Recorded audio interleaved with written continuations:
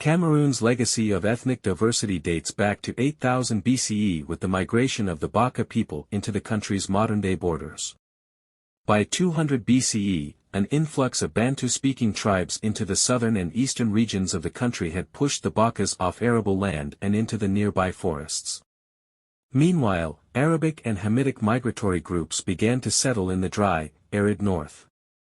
Several important civilizations grew in the north surrounding the Chad Basin, including strongholds of power belonging to the Kairam, Bornu, and So peoples. But at the beginning of the 15th century, these northern ethnic groups were joined by the nomadic, Islamist Fulani tribe who, by the 1700s, had established a powerful presence in the region.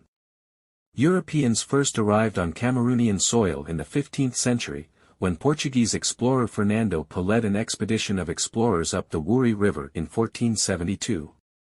Due to the abundance of giant shrimps in the river, Po christened the river the Rio dos Cameros, or the River of Prawns, the base of which forms the name Cameroon. Po's arrival in Cameroon marked the beginning of a 400-year trading relationship between the Portuguese and local African chiefs primarily from Douala, Limba, and Bonabari.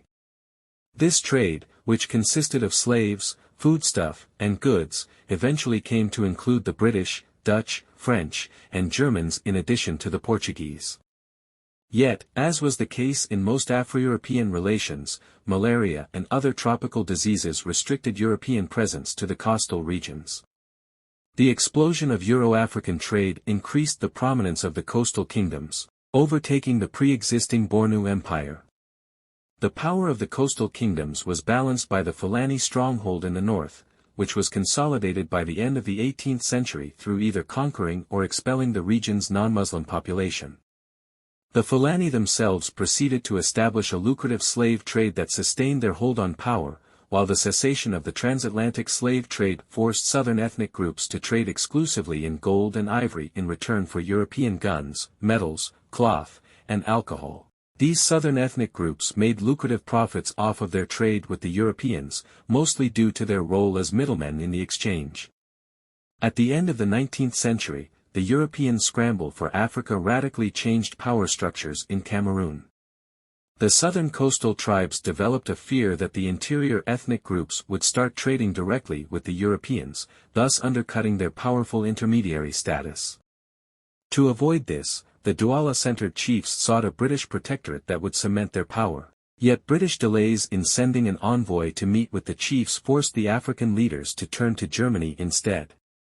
In 1884, Germany assumed sovereignty of the territory and, in exchange, conferred special trade privileges upon the chiefs of Douala and Bamalik.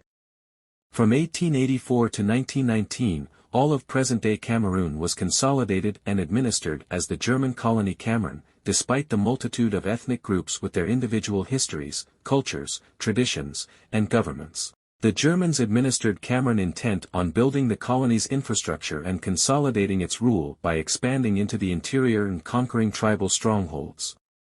Yet, Germany's defeat in World War I halted any grand plans it might have had for the colony, for as a stipulation in the Treaty of Versailles, Germany had to surrender its overseas colonies to the victorious European powers. Under a mandate from the League of Nations, France assumed control of 80% of the colony, excepting a small sliver of territory in the west which Britain administered as North Cameroon and South Cameroon from Nigeria's colonial capital in Lagos. British and French colonial rule of Cameroon lasted past World War II, yet the war left the two imperialist nations economically and militarily crippled. Across Africa and the rest of the colonial world,